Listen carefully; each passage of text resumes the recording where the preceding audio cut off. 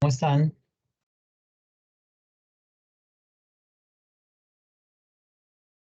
Profe, buenas noches. ¿Qué tal, Nancy? ¿Cómo van Profe, buenas todos? noches. Buenas noches, Hola, profe. hola Jessica, Juliana, Lady, ¿cómo van todas? Daniela, buenas noches. Bien, sí, señor, gracias a Dios. Qué bueno, me alegra mucho. Cambio, yo sí estoy triste porque se me fue la ¿Por mano con el qué, profe? examen. Se me fue la mano con el examen, se los puse muy fácil y solo buenas notas. Profe, estoy muy brava con usted. Y ahora, Profe, ¿qué me sucede? decepcionó. Uy, Rompiste mi corazón. ¿y ahora qué hice? Mire que yo tenía una confusión para ese trabajo, qué cosa tan terrible. Y yo no, pues el profesor dice, comuníquense conmigo, escríbanme, que yo estoy pendiente de ustedes son mis estudiantes preferidos. No, eso mejor dicho, qué parla la que nos echó. Y hoy le escribo el día lunes por mensaje de correo institucional, por chat directo de Teams. No, es que ni siquiera he visto, que ni siquiera me lo vio. Ay, lo siento, señora doña Lady, pero hemos tenido una semana terrible, pero, ay, pero, ¿y qué era la pregunta? Bueno, ya para qué, pero, No, profe, pues la verdad ya sobra, ¿no? Una compañerita, gracias a Dios, me hizo el favor de explicarme, entonces pues me dio como la idea y como que volví, vi la clase y yo, ya entendí, o sea, la cogí. Ya no estaba como en mis días, pero yo dije, no, ya, la entendí, porque estaba más tardía. ay, Lady, pero qué cosita, no se sacó el clavo, definitivamente. No, Pero pues, igual te sigo queriendo, no te preocupes. Un poco decepcionada, pero ahí sigue el amor, no te preocupes. bueno, bien, muchas gracias. Bueno, lo que sí tengo que decirles es que les fue muy bien en el examen, ¿no? Notas de 4, 5, 5, se me fue la mano definitivamente. Pero bueno, entonces, pues ya llevan muy adelantada la nota, pues vuelvo y les digo, desafortunadamente en esta materia no hay eximidos, si no ya hubiera quedado más de medio curso eximido, pero, pero digamos que el propósito es culminar el trabajo. Precisamente para culminar ese trabajo, hoy vamos a ver una sesión, es un poquito ladrilluda, ¿sí? Porque es muy teórica, pero sucede que dentro de nuestra auditoría financiera tenemos que evaluar el control interno. Entonces, hoy vamos a hablar acerca de lo que es el control interno. Es un tema bien chévere, pero vuelvo y digo, tiene un componente teórico muy fuerte, entonces, pero lo tenemos que ver. Entonces, para que porfa, pues, le pongan todos los 5 sentidos y saquemos esto adelante. Yo les estoy debiendo una sesión que la tenía que sacar este fin de semana y no la pude sacar porque tenía que calificar, pero voy a hacer la sesión el sábado con la parte de la materialidad y lo que es las evidencias. ¿Listo? Entonces, para que lo tengan presente y ahí nos vamos poniendo al día, ¿ok? Bueno, ¿alguien más para regañar?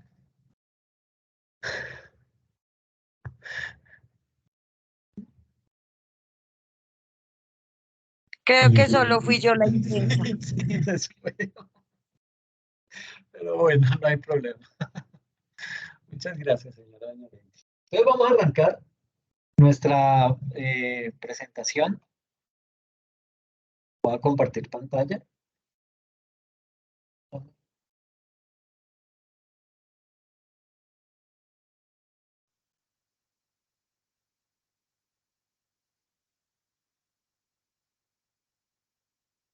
Listo, entonces, como les decía, hoy vamos a abordar la temática que tiene que ver con el control interno. Eh, digamos que por digamos que lo que primero debemos hacer es definir qué es eso de control, hasta dónde llega esa palabra de control y qué tan importante o qué tan relevante termina siendo dentro de un proceso de auditoría financiera, ¿ok? Que es que ahí es lo más complejo. Un revisor fiscal tiene que evaluar siempre el control interno y un auditor externo debe evaluar el control interno. ¿Por qué? Porque es que si no lo hace, ahí pueden haber grandes vacíos y pues se va a quedar eso sin auditar. Entonces hay que arrancar siempre con el tema del control interno. Entonces, partiendo por la definición de qué es control, se entiende que control es todo sistema que se encuentre operando y requiere que su funcionamiento sea regulado para que de esa manera pueda cumplir con los objetivos que ese control o que ese, bueno, no que tanto ese control, sino que ese proceso al interior de la organización funcione para lo que se tiene diseñado. La regulación, digamos que esa regulación consiste básicamente en medir lo que es el desempeño del sistema, de todo lo que es el control interno, para poder efectuar las respectivas correcciones. eh, y cuando se hayan corregido esas correcciones, cuando esos baches o esas acciones de mejora hayan sido implementadas a nivel de control interno, ¿eso qué me va a permitir? O alcanzar el logro de las metas y de los objetivos que al interior de la organización nos hemos propuesto. Entonces, digamos que control viene siendo ese conjunto de acciones, ese conjunto de procedimientos, de normas, de técnicas que aseguran la regulación de un sistema eh, al interior de una organización. Eso es lo que se entiende por control. Y si consideramos un sistema como un conjunto de elementos estrechamente relacionados que persiguen un fin común, pues es posible establecer que todo aquello que tienda a asegurar el cumplimiento de la finalidad o de esos objetivos propuestos por parte de la organización, eso hace parte del control. Entonces, esta sesión está organizada de la siguiente manera. Vamos a hablar acerca de lo que es el concepto ya de control interno, porque apenas vimos lo que era control, cómo es la estructura del control interno, cuál es la clasificación de ese control interno, cuáles son los componentes del control interno y, por último, los métodos para documentar el tema del control interno dentro de un proceso de auditoría. Entonces, básicamente, lo primero es hablar acerca de lo que es el concepto del control interno. Y para hablar acerca del concepto del control interno, pues tenemos que decir que el control interno es un sistema, ¿sí? Es un conjunto de tareas, es un conjunto de actividades, es un conjunto de recursos que funcionan en pro de algo. Entonces, por eso se habla que el control interno es ese sistema. Entonces, definiendo lo que es el sistema de control interno de una empresa, es básicamente, digamos que ese control, ese sistema de control interno eh, está inmerso o forma parte de lo que se denomina el control de gestión de tipo táctico y ese tipo de control de gestión está constituido por, en primera instancia, el plan de organización, en segunda instancia por la asignación de deberes, en tercera instancia por el sistema de información financiero y en cuarta instancia por todas las medidas y todos esos métodos que están encaminados de una o de otra manera ¿a qué? A proteger los activos de la organización, a promover la eficiencia, a obtener información financiera confiable, a obtener que esa información financiera no solamente sea confiable, sino que también sea segura y oportuna, ¿sí?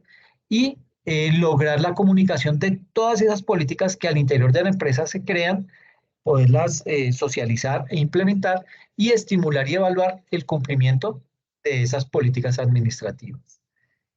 Sucede que por allá desde el año 1989 se adelantó un estudio que estaba tendiente a establecer un nuevo concepto de lo que era control interno. Digamos que ese estudio fue dado a conocer por allá en el mes de octubre de 1992 al interior de un Congreso Mundial de Contadores que fue celebrado allá en Washington. Y ese estudio fue titulado Control Interno, un marco integrado, ¿sí?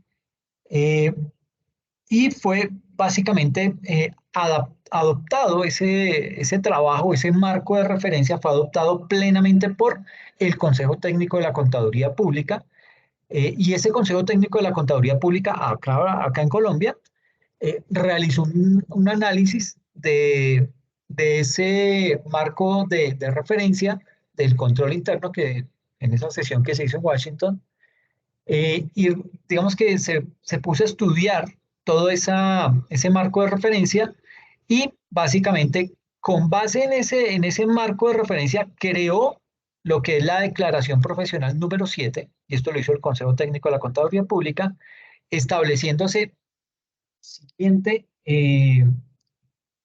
definición de lo que es control interno. Entonces, básicamente, ¿qué pasó aquí?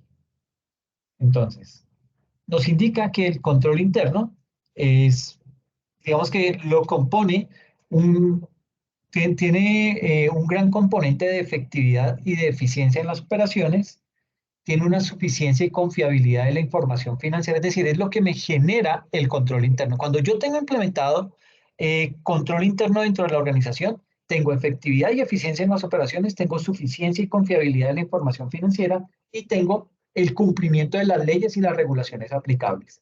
Entonces, partiendo de estos tres ítems, el control interno es un proceso ejecutado por la junta directiva. Mire que no es improvisado, esto no salió del área de contabilidad, esto no salió de los mandos medios, sale directamente de la junta directiva de la organización o del consejo de administración de una entidad. Eh, digamos que es ejecutado por esas áreas, por su grupo directivo y por el resto del personal, y está diseñado específicamente para proporcionarles seguridad razonable de conseguir en las empresas las tres siguientes categorías de objetivos: efectividad y eficiencia, suficiencia y confiabilidad en la información financiera y el cumplimiento de las leyes y las regulaciones aplicables. Y de acuerdo con esas definiciones, se puede construir el siguiente concepto de lo que es el control interno. Control interno es el proceso conformado por las diversas disposiciones y métodos creados por la alta dirección, desarrollado por el recurso humano de la organización con el fin de dar seguridad y confiabilidad a la información que se genera en las transacciones económicas, promover la eficiencia y la eficacia de las operaciones del ente económico y asegurar el conocimiento y cumplimiento de la normatividad interna y externa de la entidad. Suponga el siguiente caso. Imagínese que en una organización, y aquí pueden hablar todo lo que quieran, no se vayan a quedar calladas porque no saben o no conocen o nunca han trabajado en tema de auditoría, no. Esto es un tema completamente aparte. Simplemente quiero que ustedes me digan qué debilidades ven en lo que les voy a decir. Imagina que tenemos un área en donde en la organización se recibe la correspondencia de los proveedores. Suponga que la empresa tiene programado la recepción de facturas únicamente los días viernes, por decir algo, hasta las 3 de la tarde. Y después de eso, suponga que llegó un mensajero a radicar unas facturas a nuestra empresa, y esa factura llegó ahí al área de tesorería, le dijo: sí, listo, muchas gracias, no hay ningún problema, ok. Le puso ahí una firma en una copia de la factura y el mensajero se fue. A los 15 días llega el de la empresa y llama: no, que es que para averiguar si ya hay un cheque, pero no, aquí no hay ninguna factura. Eh, no tenemos. Comienzan a averiguar al interior de la organización, nadie sabe en dónde está la factura, esa factura está traspapelada, nadie sabe en dónde puede estar. ¿Cómo creen que ese tipo de situaciones se puede llegar a evitar en una organización?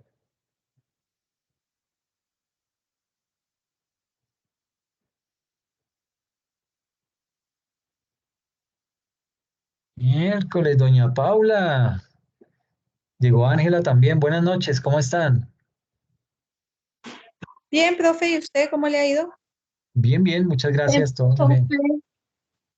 Me tocó decirle a mi mamá que el fin de semana usted no me dejó ir a visitarla, pero bueno.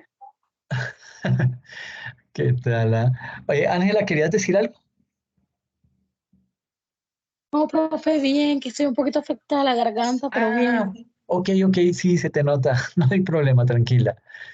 Entonces, frente al tema que les planteaba, ¿cómo creen que se puede solucionar ese caso en esa empresa? Que es un caso crítico porque imagínense, se pierden las facturas. Entonces, ¿cómo creen que se puede resolver el tema?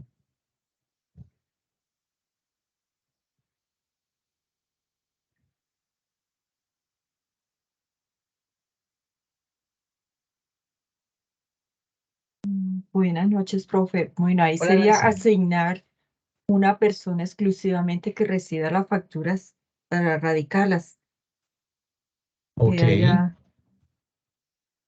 Es decir, como que alguien esté en el área de tesorería En, dejando un rastro de que se recibió esa factura.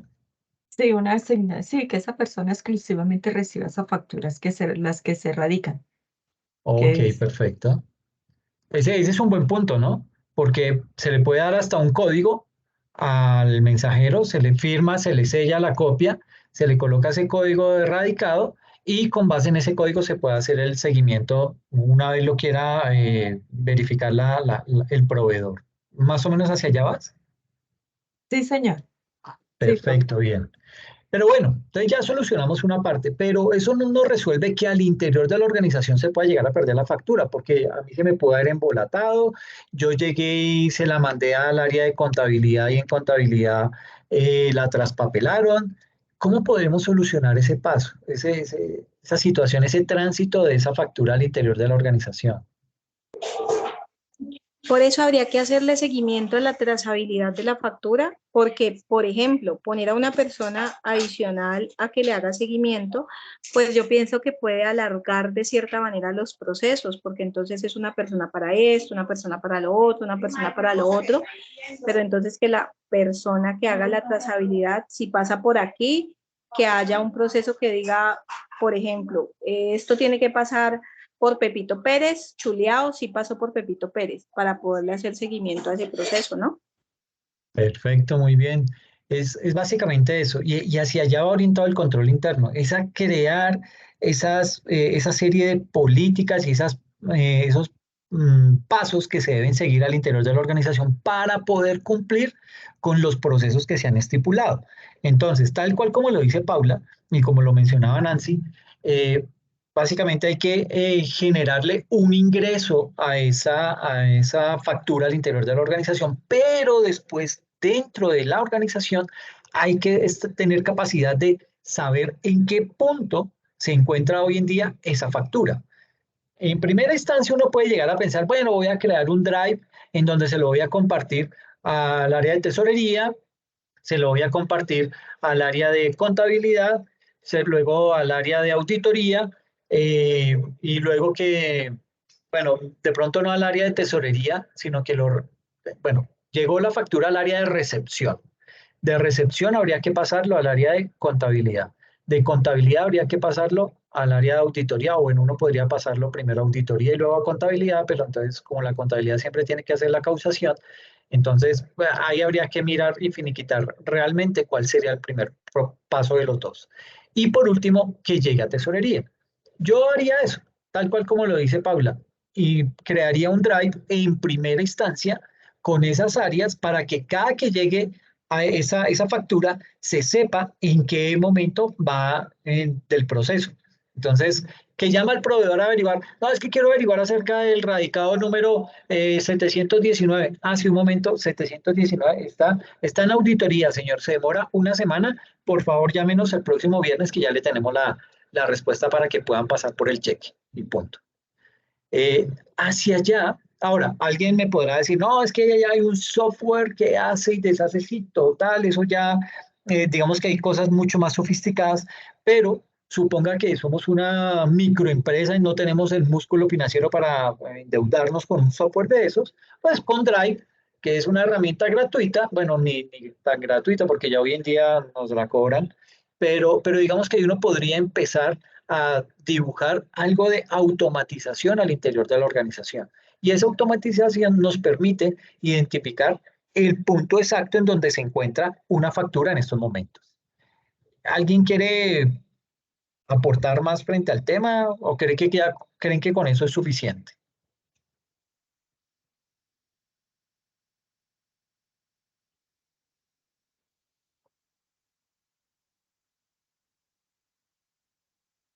Listo, entonces, digamos que eso es básicamente lo que se hace al interior de una organización con temas de control interno, es decir, es velar hasta dónde podemos tener la perfecta trazabilidad de alguna labor al interior de la empresa y a esa labor ponerle controles, ¿ok? Entonces, que cada que alguien usted ya soltó la factura, usted la marcó en el Drive y dijo, ya la mandé a auditoría, pero auditoría nunca le puso nunca marcó que recibió esa factura. Entonces ya uno sabe que solamente me tengo que centrar en buscar esa factura entre el área de auditoría y el área de contabilidad. Ahí yo ya sé que es en ese lapso de tiempo en donde se perdió esa factura. Y ya ellos mirarán realmente qué fue lo que pasó. Pero es básicamente eso. Eso es lo que se busca con el control interno dentro de una organización. ¿Listo? Eh, Partiendo de eso, ya teniendo ese concepto de lo que es control interno, entonces, digamos que ese control interno contribuye a la seguridad del sistema contable que se utiliza en la empresa, fijando y evaluando los procedimientos administrativos, contables y financieros que ayudan a que la empresa realice su objeto social. Y detecta, ese mismo control interno, detecta las irregularidades y errores y propugna por la solución factible, evaluando todos los niveles de autoridad, la administración del personal, los métodos y sistemas contables, para que así el auditor pueda dar cuenta veraz de las transacciones y manejos empresariales. Entonces, ¿cuál es la estructura del control interno? Digamos que las características de un sistema de control interno medianamente bueno o satisfactorio debería incluir por lo menos lo siguiente. En primera instancia, debería tener un plan de organización que provea segregación adecuada de las responsabilidades y de los deberes. En segunda instancia, que contenga un sistema de autorizaciones y procedimientos de registro que provea adecuadamente un control razonable sobre activos, pasivos, ingresos y gastos. En tercer lugar, que tenga unas prácticas sanas en el desarrollo de funciones y deberes de cada uno de los departamentos de la organización. Y en cuarto, que el recurso humano de una calidad adecuada de acuerdo con las responsabilidades. Entonces, básicamente, estos elementos son importantes y son tan básicos para un sistema de control interno adecuado que cualquier deficiencia importante en uno de esos ítems que hemos mencionado, digamos que evitaría el funcionamiento satisfactorio de todo el sistema de control interno. Por ejemplo, el sistema de autorización y procedimiento de registros no puede considerarse adecuado sin que el personal encargado de desarrollar los procedimientos esté capacitado, lo cual es, digamos que medianamente importante o medianamente necesario para que ese sistema funcione, ¿ok? Obviamente, y aquí pues viene un tema ya un poco más delicado y es, bueno, ¿cómo se va a realizar esa capacitación? ¿Qué tan amplia es la curva de aprendizaje dentro de ese proceso de capacitación? ¿Será que se va a tardar una semana o un mes, 2 meses, 3 meses? ¿Por qué? Porque esa curva de aprendizaje es la que a mí como empresario me cuesta. Y yo voy a propender por reducir esa curva de aprendizaje. Entonces, pues habrá que también mirar hasta dónde se puede organizar ese tipo de situaciones. Y partiendo de eso, tenemos entonces dentro de esa estructura de control interno lo que se conoce como el plan de organización. Ese plan de organización, digamos que tiene los siguientes ejes. El primero, aunque un plan de organización apropiado puede variar de acuerdo a la empresa, por lo general un plan satisfactorio debe ser simple y flexible y debe estar claramente las líneas de autoridad y de responsabilidad. En segunda instancia, un elemento importante en cualquier plan de organización es la independencia de funciones de operación, custodia, contabilización y auditoría interna.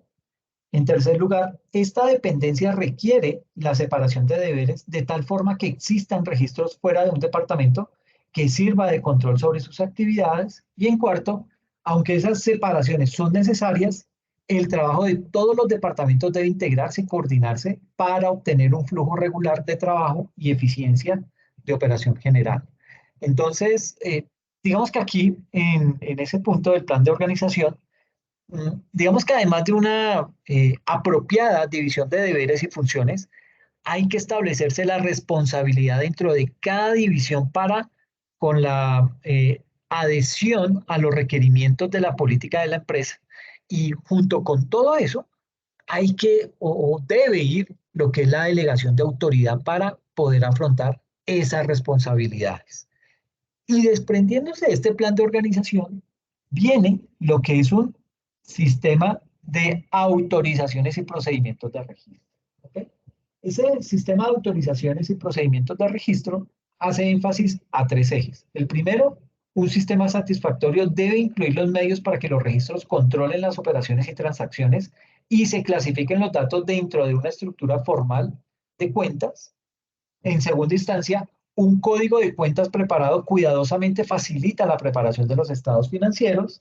Y en tercer lugar, si el código se adiciona con un manual de cuentas que defina las cuentas y asientos correspondientes, se puede obtener una mayor uniformidad en los registros de transacciones contables. Entonces, pues mira hasta dónde está llegando el control interno. Pega directamente a las actividades propias del área de contabilidad.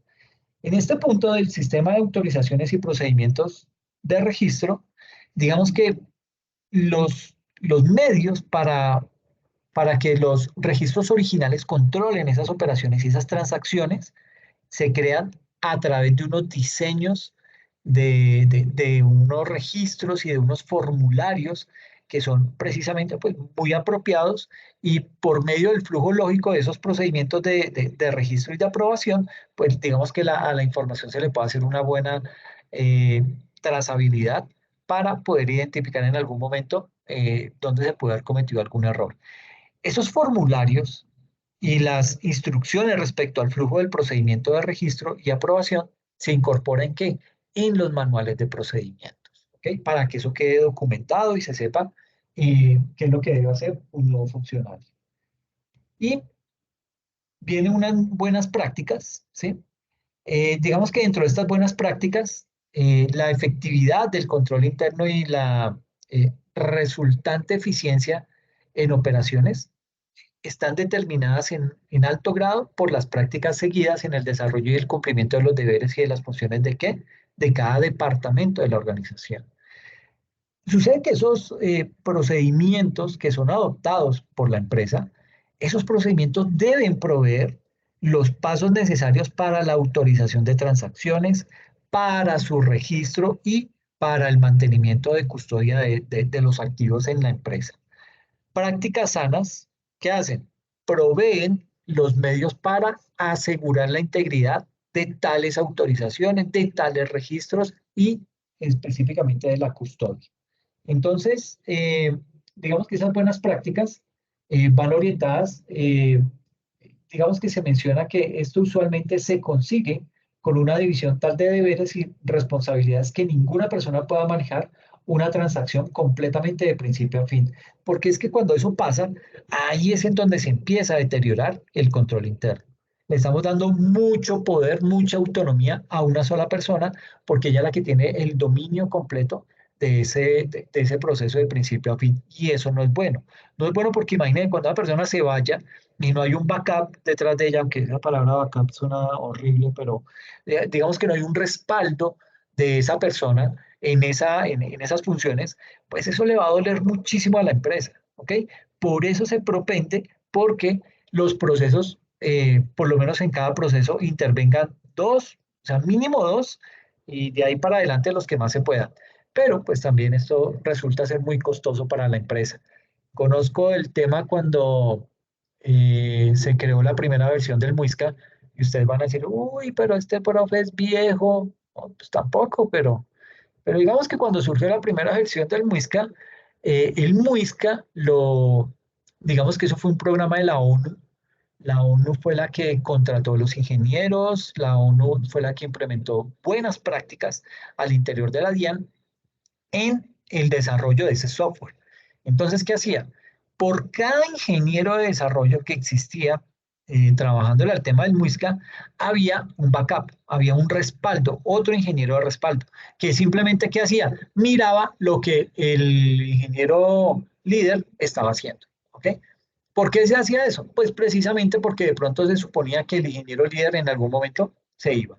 Entonces se tenía ese respaldo que sabía exactamente en dónde estaba la información, cómo había que manejar el código fuente, cuáles eran las mejores prácticas, todo eso. A todos los preparaban por igual, todos tomaban los mismos cursos, solo que ese ingeniero líder en primera instancia era el responsable directo, pero en ausencia de él entraba el backup, que era el que asumía esa responsabilidad en ese momento. Y eso es bastante bueno, pero es muy costoso para una organización.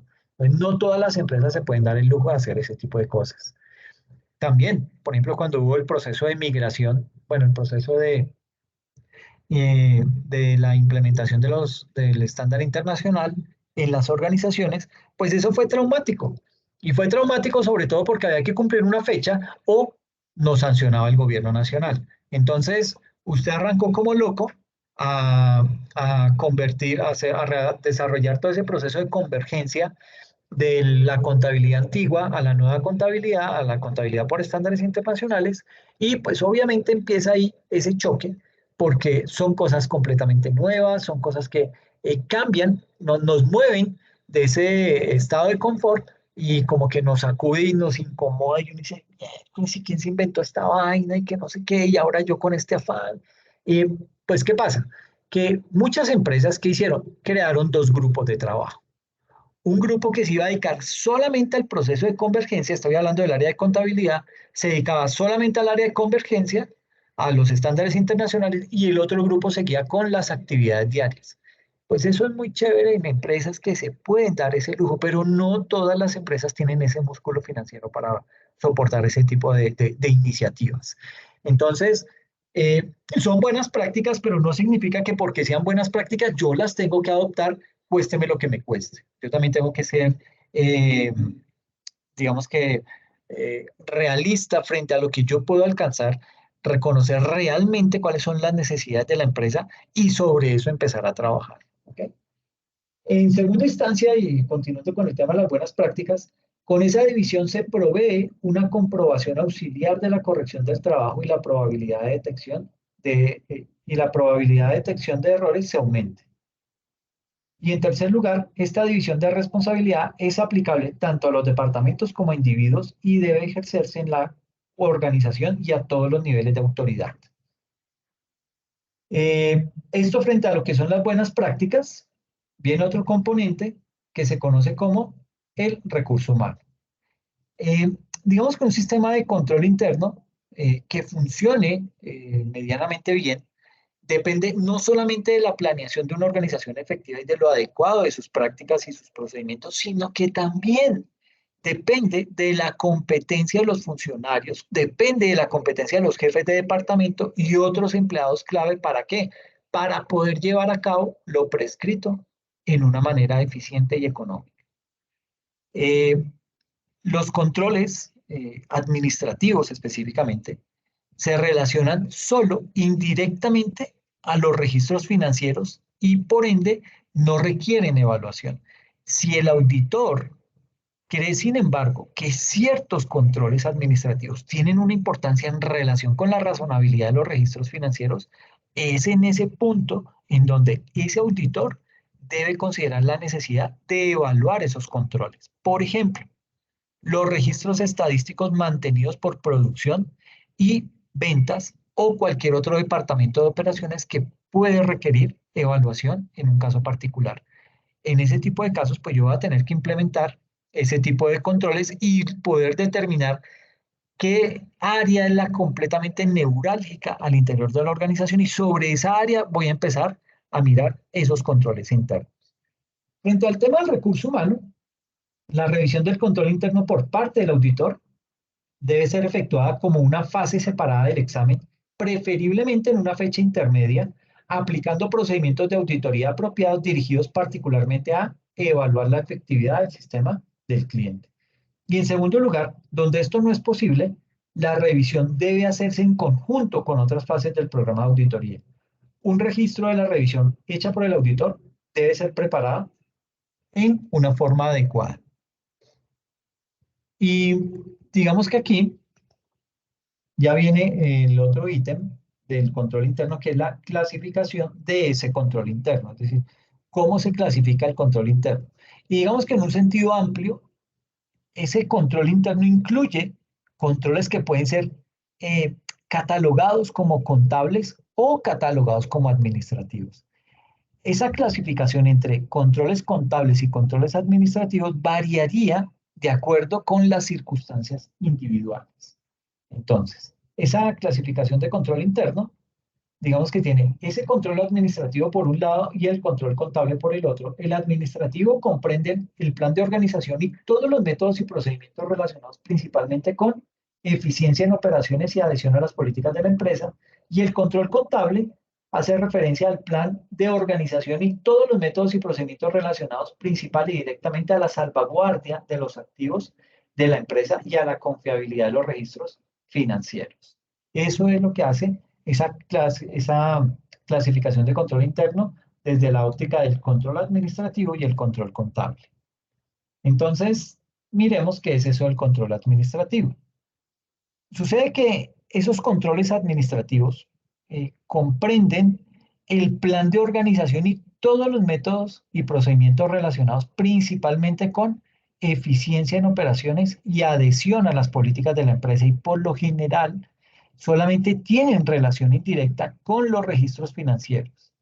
Esos controles administrativos incluyen más que todo los controles tales como análisis estadísticos, estudios de emoción y tiempo, reportes de operaciones, programas de entrenamientos de personal, control de calidad, etcétera, etcétera. Entonces, básicamente, en ese control administrativo se involucran el plan de organización y los procedimientos y registros relativos a los procedimientos decisorios que orientan la autorización de transacciones por parte de la gerencia, y en segundo lugar, implica todas aquellas medidas relacionadas con la eficiencia operacional y la observación de políticas establecidas en todas las áreas de la organización. Por ejemplo, que los trabajadores de la fábrica lleven siempre su placa de identificación. Otro control administrativo sería la obligatoriedad de un examen médico anual para todos los trabajadores. Estos controles administrativos interesan en segundo plano a los auditores, pero nada les prohíbe realizar una evaluación de esos controles hasta donde consideren sea necesario para lograr una mejor opinión. Entonces, puede que el control exista, pero no porque existe, yo omito o dejo de evaluarlo porque simplemente existe ese control. No, precisamente porque está el control es que debo entrar a evaluarlo si realmente funciona para lo que fue creado o no. Entonces, digamos que luego de ese control administrativo viene lo que se conoce como el segundo control, que es el contable.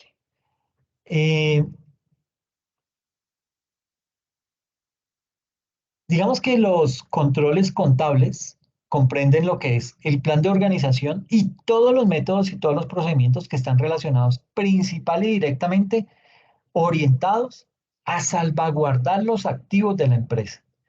Y por otro lado, digamos que a garantizar la confiabilidad de los registros financieros, o sea, toda la parte contable.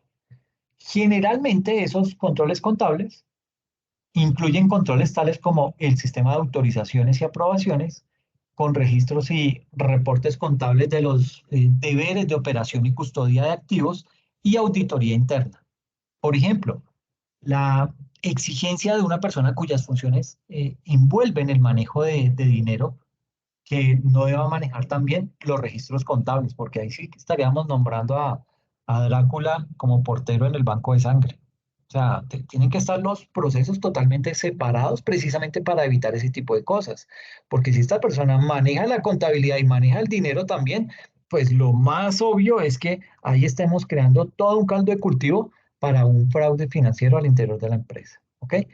Otro caso puede ser el requisito de los cheques o de las órdenes de compra y demás documentos que digamos que eso pueda estar prenumerado de manera tal que uno le pueda hacer algún tipo de seguimiento y de control. Y ese control contable está descrito también en la NIA número 1. Y digamos que ahí dice que el control contable comprende el plan de la organización y los procedimientos y los registros que se relacionen con la protección de los activos y la confiabilidad de los registros financieros y por ende se diseñan para prestar seguridad razonable de que en primera instancia las operaciones se ejecuten de acuerdo con la autorización general o específica de la administración, que se registren las operaciones como sean necesarias para, primero, permitir la preparación de estados financieros de conformidad con los principios de contabilidad generalmente aceptados, que pues ese era el estándar anterior. Hoy en día hablamos es de las normas internacionales de información financiera. Y en segunda instancia, mantener la contabilidad de los activos. En tercer lugar, el acceso a los activos se permite solo de acuerdo con la autorización de la administración. Y en cuarto lugar, los activos registrados en la contabilidad se comparan a intervalos razonables con los activos existentes y se toma la acción adecuada respecto a cualquier diferencia. Y luego de esto, de los controles tanto administrativos como contables, tenemos los objetivos del control interno. Esos objetivos del control interno, pues básicamente son los siguientes. Entonces, bueno, digamos que antes hay que indicar que de acuerdo con la ley 87/1993, el control interno debe ser ejecutado en forma conjunta por la junta directiva, por la gerencia y todo su recurso humano. Entonces, mire que estamos llegando a lo más alto de la organización hasta los estamentos iniciales dentro de la organización. ¿Y eso qué me quiere decir? Que toda la empresa está involucrada, desde la parte estratégica hasta la parte operativa. ¿Okay? Entonces, partiendo de eso, los objetivos del sistema de control interno consisten en garantizar la eficiencia y la eficacia en todas las operaciones, promoviendo y facilitando la correcta ejecución de las funciones y actividades definidas para el logro de la misión de la organización. En segundo lugar, proteger los recursos de la organización buscando su adecuada administración ante posibles riesgos que lo afecten. En tercera, velar porque todas las actividades y recursos de la organización estén dirigidos al cumplimiento de los objetivos de la entidad. En cuarto, garantizar la correcta evaluación y seguimiento de la gestión organizacional. En quinto, asegurar la oportunidad y confiabilidad de la información y de sus registros. En sexto, definir y aplicar medidas para prevenir los riesgos, así como detectar y corregir errores que se presenten en la organización y que puedan afectar el logro de sus objetivos. Séptimo, garantizar que el sistema de control interno disponga de sus propios mecanismos de verificación y de evaluación. Y por último, velar porque la entidad disponga de procesos de planeación y mecanismos adecuados para el diseño y desarrollo organizacional de acuerdo con su naturaleza y características. Entonces, estos son básicamente esos objetivos que persigue el control interno al interior de una organización. Entonces, ahora pasemos a hablar de cuáles son los componentes de ese control interno. Digamos que el nuevo concepto de control interno está constituido por los siguientes componentes que están interrelacionados con la forma de gestionar la organización. Entonces,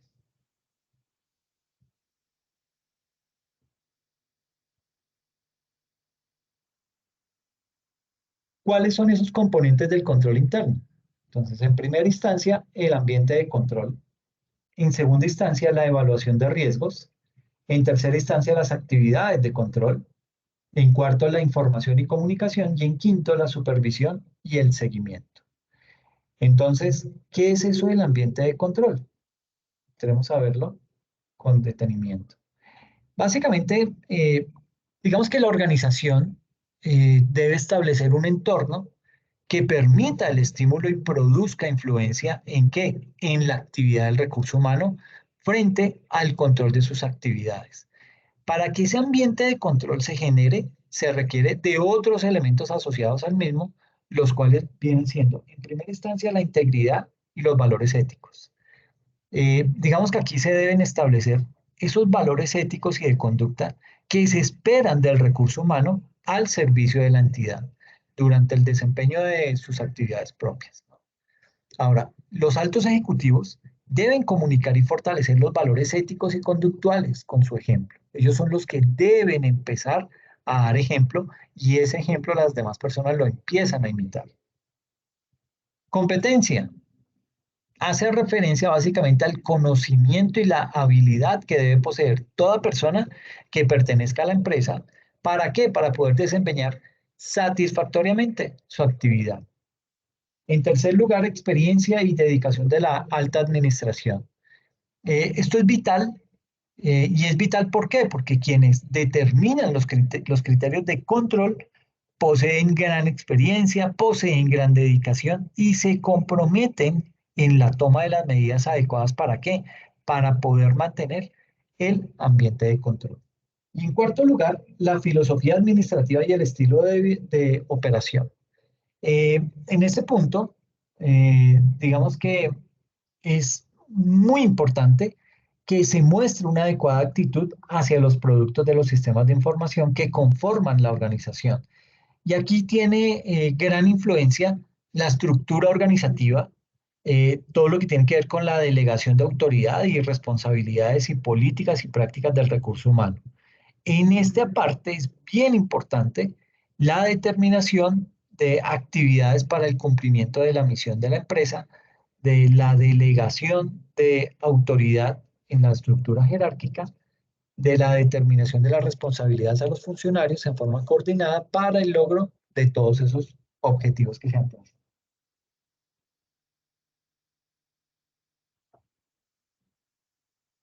Y luego viene lo que es la evaluación de riesgos. Entonces, en riesgos, pues ya tuvimos una sesión que está publicada en la plataforma que habla solamente del tema de los riesgos. Entonces, frente a este tema de evaluar los riesgos, tenemos que indicar que los factores que pueden incidir interfiriendo el cumplimiento de los objetivos propuestos por el sistema o por la organización se denominan riesgos. Y esos riesgos pueden provenir del medio ambiente o de la organización misma. Y aquí entonces digamos que se debe establecer un proceso amplio que identifique y analice las interrelaciones relevantes de todas las áreas de la organización y de estas con el medio circulante para que de esa manera poder determinar cuáles son esos riesgos posibles al interior de la organización. Digamos que aquí es bien importante en esta parte de la evaluación de los riesgos indicar que toda organización se encuentra sumergida en un medio ambiente cambiante y en muchas ocasiones turbulento, ¿sí? Y en otras hostil. De ahí que es de vital importancia la identificación y análisis de los riesgos de importancia para la misma, de tal manera que esos mismos objetivos puedan ser manejados, puedan ser gestionados. Entonces, la organización al establecer su misión y sus objetivos debe identificar y analizar esos factores de riesgo que pueden llegar a amenazar el cumplimiento de esos objetivos que se ha trazado la empresa. Y digamos que la evaluación de riesgos presenta unos aspectos que son bien importantes. El primero es que tiene unos objetivos, ¿sí? Todos los recursos y los esfuerzos de la organización están orientados por los objetivos que persigue esa organización. Y al determinarse los objetivos, es muy importante la identificación de los factores que pueden evitar su logro.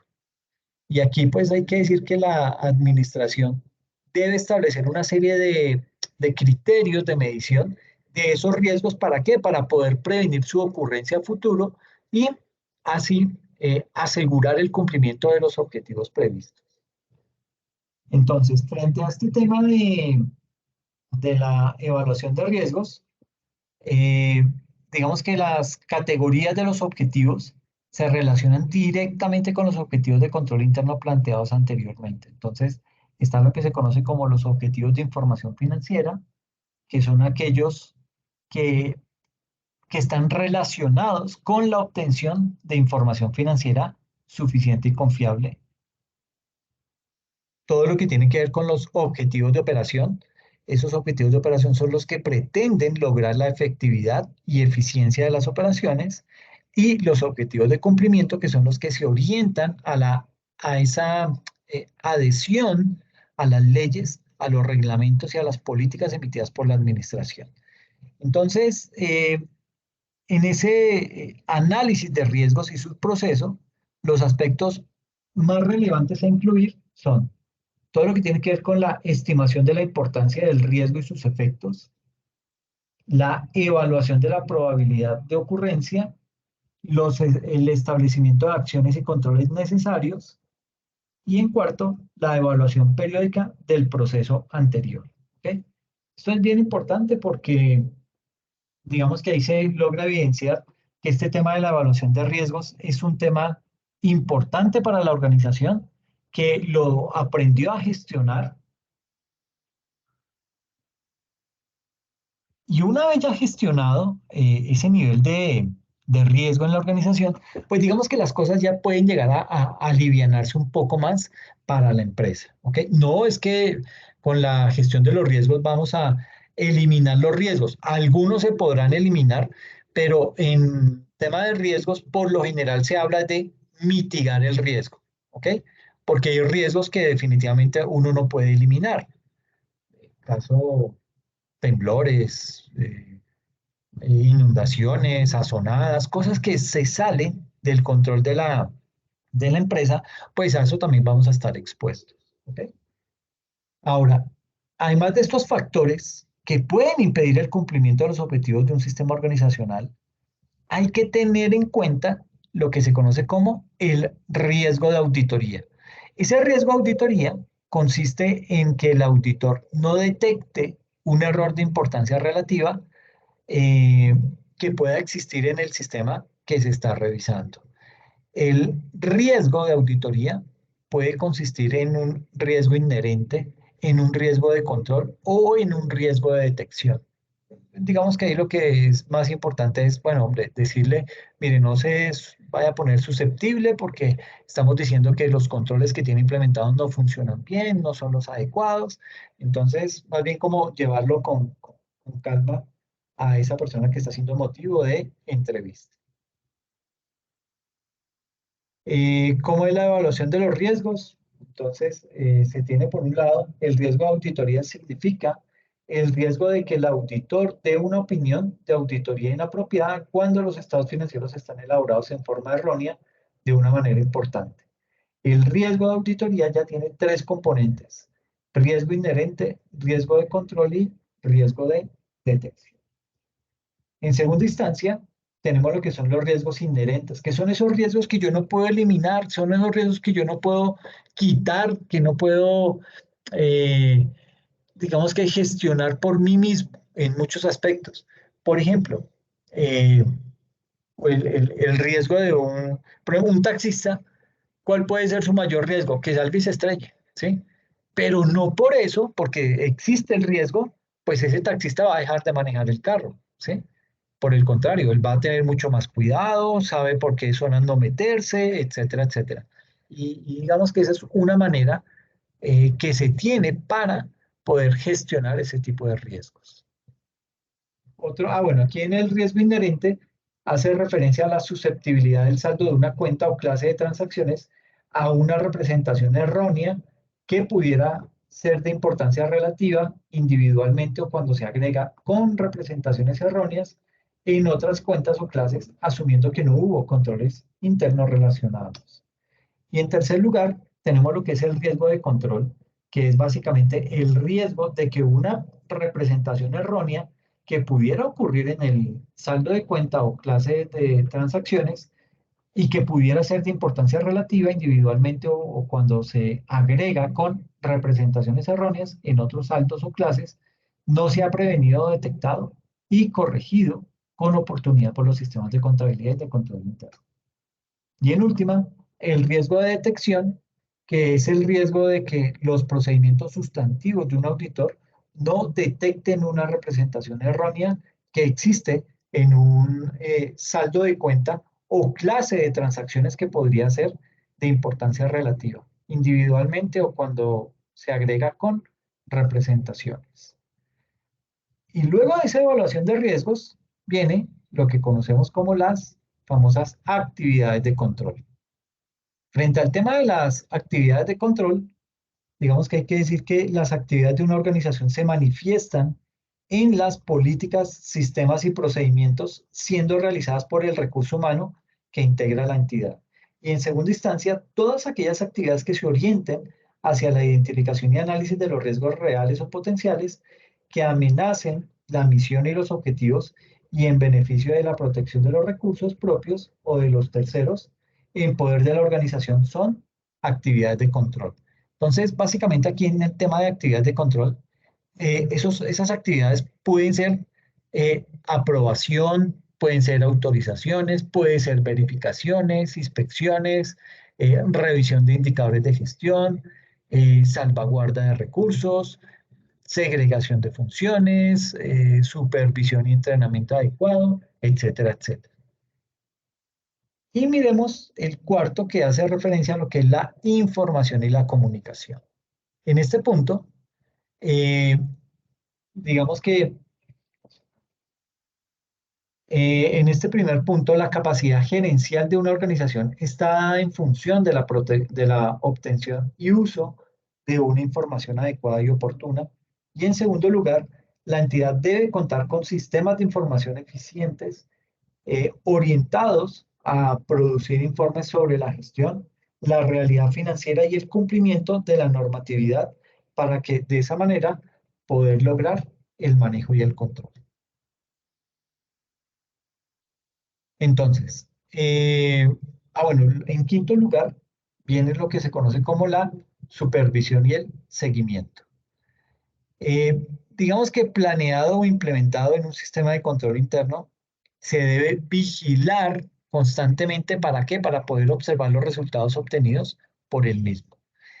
Sucede aquí que todo sistema de control interno, por defecto que parezca, por defecto, por más perfecto que pueda llegar a parecernos un sistema de control interno, es susceptible de deteriorarse por múltiples circunstancias y tiende con el paso del tiempo a perder su efectividad.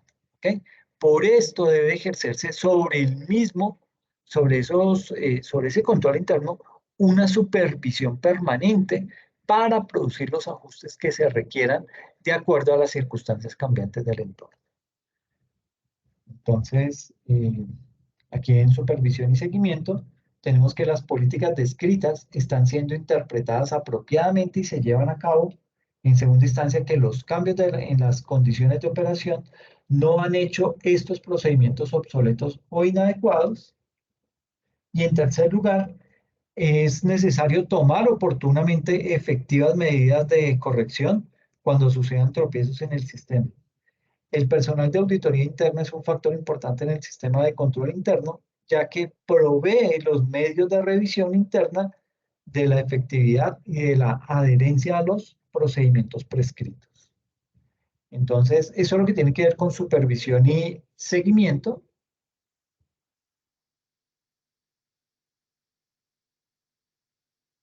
Y entramos al último componente del control interno, que son los métodos para documentar precisamente ese control interno.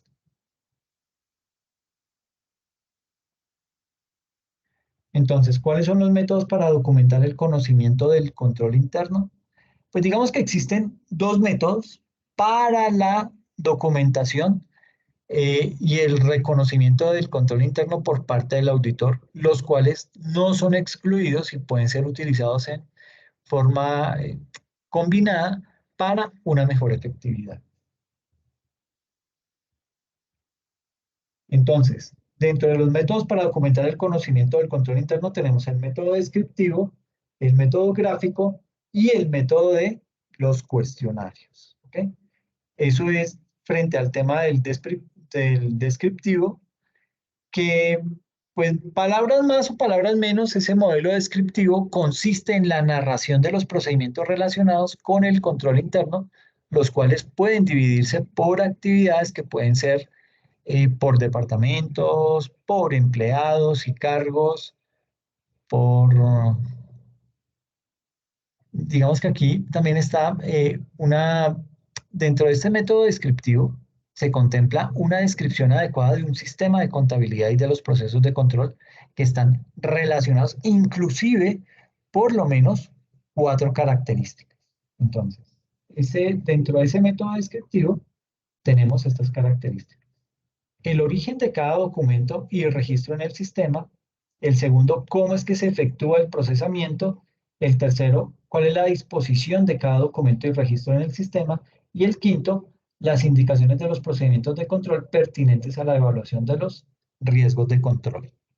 Entonces, eso frente a ese método descriptivo. El método gráfico, digamos que hace referencia a que consiste en la preparación de diagramas de flujo de los procedimientos ejecutados en cada uno de los departamentos involucrados en una operación. En segunda instancia, un diagrama de flujo del control interno consiste en una representación simbólica y por medio de flujo secuencial que los documentos de la entidad auditada. En tercer lugar, el diagrama de flujo debe representar todas las operaciones, movimientos, demoras y procedimientos de archivo concernientes al proceso descrito. Y este método, el gráfico, debe incluir las mismas 4 características del método gráfico enunciadas anteriormente. Y luego viene lo que es el método de cuestionarios. Básicamente, ese método de cuestionarios consiste en un listado de preguntas a través de las cuales se pretende evaluar las debilidades y las fortalezas del sistema de control interno. En segunda instancia, estos cuestionarios se aplican a cada una de las fases en las cuales el auditor dividió los rubros a examinar. Y para elaborar las preguntas, el auditor debe tener conocimiento pleno de los puntos donde pueden existir esas deficiencias para así formular la pregunta clave que permita la evaluación del sistema en vigencia, que están en vigencia en la organización.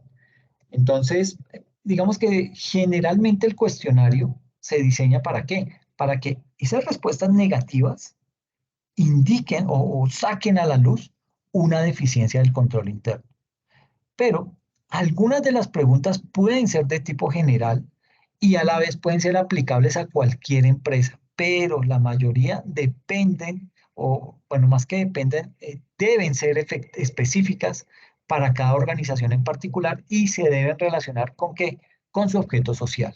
¿Okay? Luego viene lo que es la influencia sobre el auditor. Digamos que esa influencia de la evaluación del control interno sobre el desarrollo de la auditoría. Aquí hay que mencionar que la evaluación del control interno tiene una gran influencia sobre el desarrollo del trabajo de auditoría, el cual se refleja en los procedimientos de auditoría a ejecutar sobre el dictamen y sobre el contador público mismo.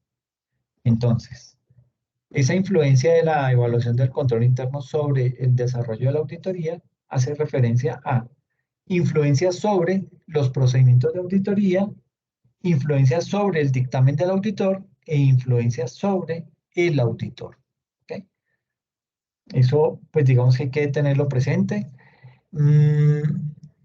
Y luego viene lo que es la influencia sobre los procedimientos, pero específicamente los procedimientos de auditoría. Entonces, esa influencia sobre esos procedimientos de auditoría, digamos que la evaluación del control interno tiene una gran influencia sobre los procedimientos de auditoría a desarrollar. ¿Por qué? ¿Por qué se afirma eso? Porque de acuerdo a las fortalezas y debilidades que han sido encontradas en el sistema, el auditor puede determinar las pruebas a realizar, la extensión de las mismas y la oportunidad en que éstas deben ser practicadas. Y en segundo lugar, esa evaluación de control interno le indicará al auditor el grado de confianza que deberá tener en el mismo y en qué puntos se deberán aplicar con mayor riesgo, con mayor rigor, las pruebas necesarias para la obtención de la evidencia suficiente y competente.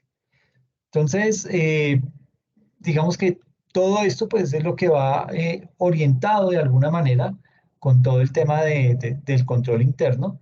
Hay otro tipo de influencia sobre el dictamen del auditor. Básicamente esa influencia sobre el dictamen del auditor, aquí podemos decir que el control interno es utilizado por el contador público, como lo venimos haciendo desde el comienzo de esta sesión, para fundamentar su confianza en los registros contables, los cuales son la base para la obtención de los estados financieros sobre los que emitirá una opinión profesional en su dictamen. En segundo lugar, el objetivo de la auditoría es el dictamen en el cual el contador emitirá su propia opinión sin ninguna salvedad en el evento que satisfaga la evidencia suficiente y competente que ha sido encontrada. Entonces, frente a esta influencia sobre ese dictamen del auditor, podemos decir que si ese grado de confianza que podemos tener, no solamente los empresarios, sino que todo lo que nos han dicho y lo que hemos visto, pues aparentemente ese grado de desconfianza del control interno puede ir disminuyendo. Pero si comienzan a fallarme y a tomarme el pelo con soportes, con documentación que se necesita para poder evaluar ese control interno, pues digamos que ahí ya entraríamos a mirar otro tipo de cosas con el ánimo de, pues, digamos que tener bien claro toda esa parte de esos límites. Entonces, esto perdón, me falta el tercero, que es, si la evaluación del control interno no le permite depositar en él toda su confianza y si no tiene suficiente evidencia en algunos registros contables, incluirá el dictamen una salvedad o una excepción particular a los mismos. ¿Ok? Y luego viene lo que es la influencia, perdón, ahí el título que se me hizo. Lo que es todo lo que tiene que ver con la influencia sobre el auditor. Entonces, digamos que el sistema de control interno pues, es responsabilidad única y exclusiva de la administración de la organización. Y esto, ¿por qué es así? Porque esa administración de la organización implanta e implementa esos planes de trabajo o ese tipo de situaciones. Y aquí, pues digamos que surge lo que es el papel del contador público en su calidad de auditor frente al mismo, es de evaluarlo, ¿para qué? Para poder determinar su eficiencia y su eficacia y así establecer el grado de confianza que merece y de esta manera poder determinar el efecto de los estados financieros que están siendo sujetos ¿a qué? A examen. Mientras que pues, la responsabilidad para poder restablecer y llevar a cabo el control interno descansa con la gerencia, ¿sí? Es decir, el grado en que existe tal control interno y se lleva a cabo es de gran importancia para ese auditor independiente. Entonces, digamos que la responsabilidad del auditor en cuanto al control interno se concreta en, primero, cumplir la norma de auditoría relativa a la ejecución del trabajo, estudio y evaluación del control interno. En segunda instancia, en determinar la efectividad y la eficiencia del sistema de verificación interna. En tercer lugar, establecer con base en la evaluación realizada las pruebas a aplicar, su alcance y las oportunidades de las mismas. Y en cuarto, sugerir todo tipo de medidas correctivas para mejorar la efectividad y eficiencia del control interno. ¿Ok? Esto era básicamente lo que quería comentarles de toda la temática de control interno, que pues como les dije era muy ladrilludo, pero lo teníamos que cubrir. ¿Por qué? Porque dentro del proceso de auditoría tenemos que evaluar el control interno, gústenos o no. ¿Ok? Y digamos que ahí es donde uno más debilidades puede llegar a encontrar. Y nótese que esto es algo bien importante dentro de un proceso de auditoría, el hecho de poder tener capacidad para evaluar el control interno dentro de esa organización. ¿Ok? Entonces, pues esto era lo que les quería comentar el día de hoy. Como les decía, el sábado voy a realizar otra sesión. Creo que va a ser de 4 a 6 de la tarde. El que pueda, yo les voy a compartir el enlace. Si pueden conectarse, chévere. Si no pueden, pues no hay ningún problema porque eso queda grabado. Les publico la grabación en la plataforma para que la puedan ver y puedan seguir desarrollando el trabajo. ¿Listo?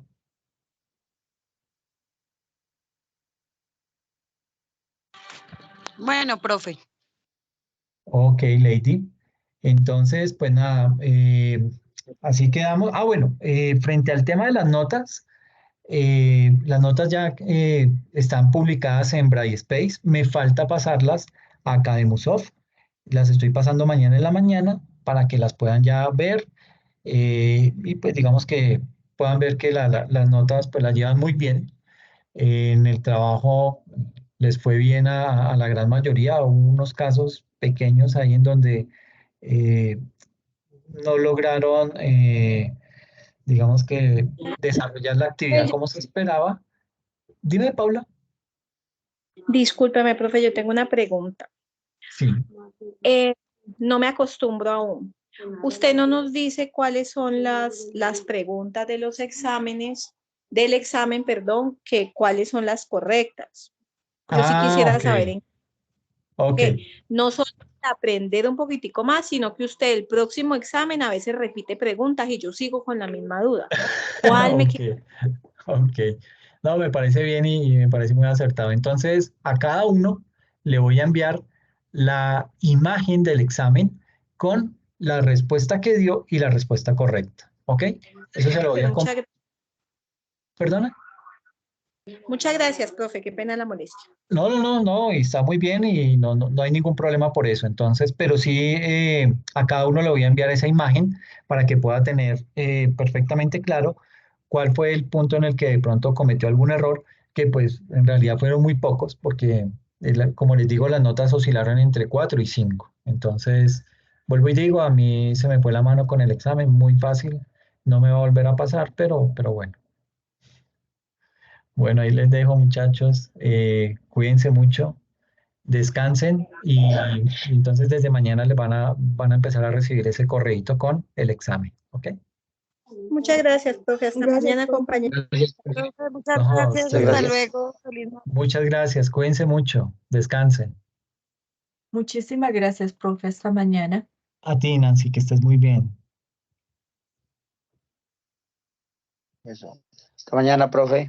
Gracias. Chao, Giovanni. Un gusto. Que estés muy bien.